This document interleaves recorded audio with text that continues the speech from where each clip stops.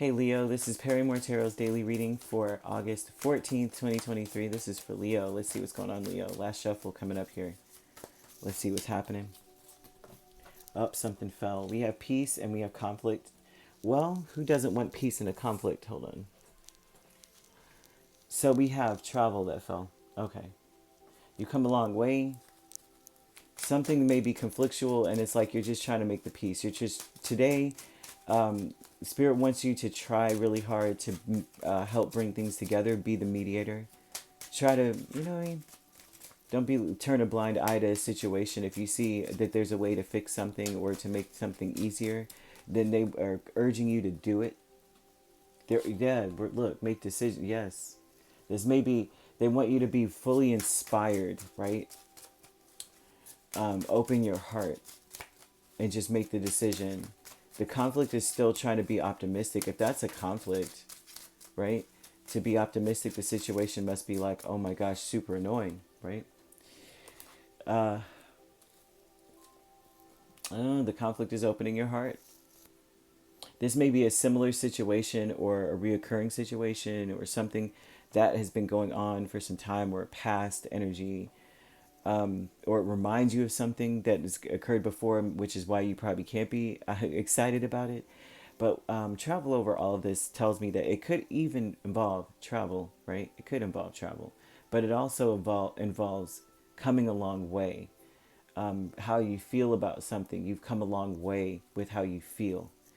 Now, with peace, you have Two of Wands, Ace of Cups, Four of Pentacles, Four of Swords.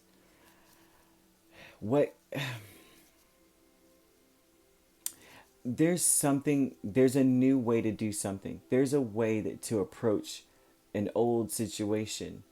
You've got to be very decisive. Then what are you kind of like, you have to take a stand. You have to make a decision. You have to choose a path. You have to. The path that must be chosen is a new way of approaching something, but with a lot of compassion, a lot of care, a lot of unconditional love, and all that unconditional love rather. And you need to hold on to that peace that you feel. There's a peace of mind that comes with this, like turning a blind eye to things you've been holding on to. A lot of it is emotional. Don't hold on to any conflict is more than anything else is what they're saying. Don't hold on to any conflict, but don't turn a blind eye to anything. Don't be like, you know what, I don't see it, I don't hear it, I don't know. They're like, you have to choose a direction. You're going to have to pick a path.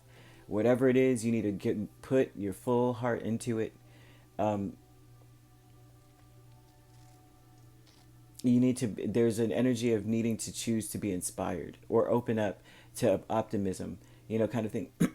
Allow your optimism, your heart to open up, to lead you. This is like being guided by love here. Conflict with the Sun and the King of Cups is that. It's just that. It's like it's obvious to you that the reason why you're not opening up is because you don't want to regret anything. You don't want to be embarrassed.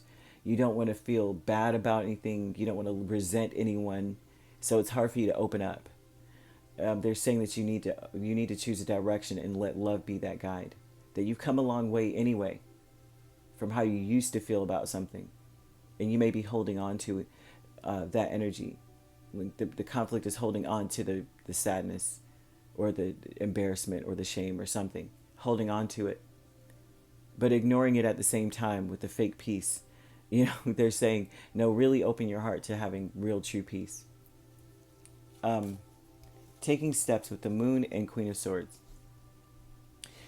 You're trying to make sense of some things that you feel that you may be... okay, so there's the worst case scenarios maybe playing in your head.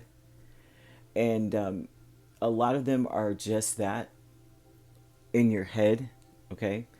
And so they're saying you can't make sense of things that don't exist. How are you going to make sense of a worst case scenario? Well, logically, if someone is doing this, then they obviously are doing that. It's like, it's not so obvious sometimes. Sometimes it is exactly what is being presented to you. There's no hidden factors or anything. And they're saying take steps to logically cut away at the hidden factors, if you will. Get facts to back up your concerns, right? Sometimes it's analysis paralysis that really bothers us. You think so much about something and you think it's real because it's like, come on, if you go from here and do this and that, obviously they're doing this, or they're this way. They're saying get facts to back up what you are concerned about. Take steps to figure those things out and cut the imaginary away so that you're dealing with only the truth or the facts. Because this is causing you to hold on to negative thinking, right? And you're not able to have peace. The Spirit wants you to have peace. They want that to be your main focus. And the way to take steps to do so really is to cut away the fears, cut away the shoulda, coulda, the well, what ifs, cut them away. Friends and colleagues, you have the Star and Nine of Swords. These are people who are concerned about you getting better. They're concerned about you being okay. They're concerned also, these are colleagues, they're concerned about having faith in you. And a lot of it is because you may be more nonchalant. Or you know how like the type of person that's like so at peace and so calm that it's like you hold back a lot. Right? And the Spirit is asking you, in order to have peace, you have to choose to be a lot more open. Of course, it's not like that so open that you're like, listen, I had yogurt this morning and had a really good BM, and it's like, don't be TMI, but be open as far as not